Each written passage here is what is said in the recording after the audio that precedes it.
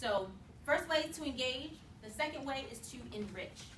And the first thing I think about, and the most effective way that I found when it comes to enriching the lives, particularly of Black millennials, not just in research, but also in my own experience, is collaboration, right? Again, we sit in our silos and we're not brave enough to reach out to some of these organizations because, oh, well, why would they want to talk to us? Or if it's the NAACP or if it's anything with Black in it, oh, they may not. No, actually, that's a great way. So 68% of Black millennials say there's a very good chance that they would be involved if the organization hosted events that have Black professionals or professionals of color highlighted as speakers, panelists, or honorees. It seems obvious to me, but maybe not obvious to those who are planning your events. I can't tell you how many galas, fundraisers, happy hours that I've been to, and the only person in there that looks like me is me. You know, and when I think about an organization that I want to support an organization where I see some people on the panel, that I see some other organizations that they partner with that look like me. And if you feel that your organization may only, or 9 times out of 10, focus, let's say it's a environmentalist organization, right? It's an organization that focuses on the environment. You're like, well, I don't really know if that's an interest area for folks of color. You'd be surprised. You'd be quite surprised, right? If there is a professional organization for the general population, there's a professional organization for it's something Black professionals of blah, blah, blah. I promise you. The engineers have them, the medical profession has it, communication profession, every industry that you think of, there is a Black cohort for that. And so think about those organizations, no matter what your cause is, to see how you can work with them.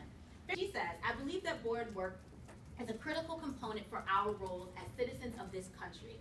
I was taught at an early age that it's important to pay it forward, and I firmly believe that philanthropic engagement requires that we move past selfish tendencies to allow ourselves to grow and learn.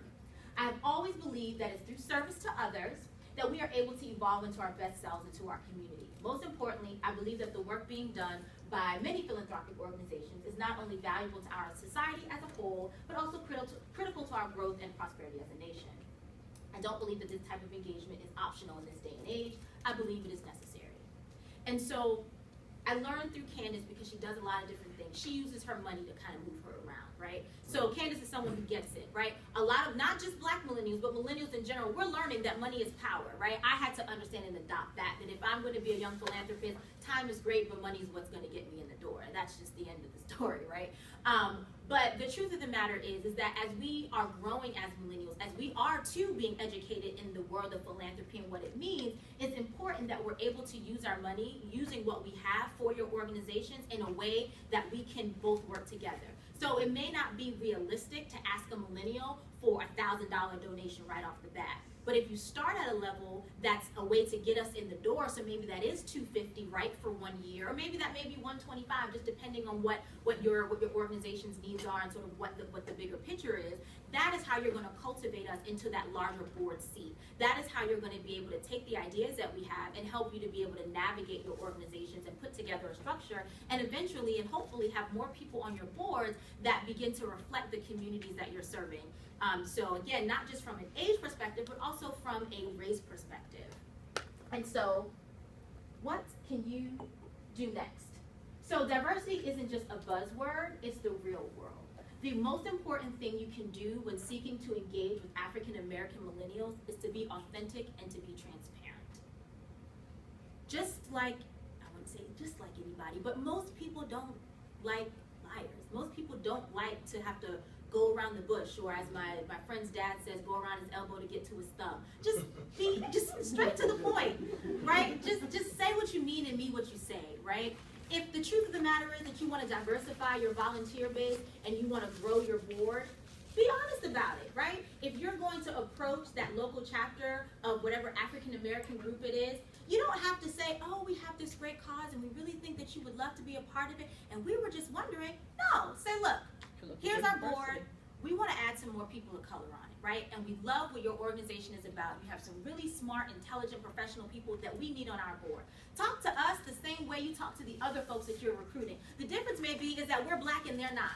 And the truth of the matter is that you need us on our board just as much as we probably want to be on that board, right? And so whether you're Black and you're talking to me as a Black person, or you're white and you're talking to me as a Black person, have that same conversation. because it's important that we're transparent and that we're authentic.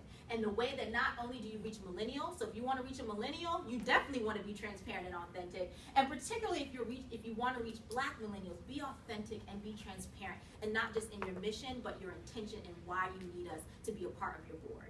And so I hope that you have enjoyed this presentation. I hope that you have learned a lot, and I hope that you are able to go back and apply at least part of what we discussed today in your organizations. And so at this time, I will take questions.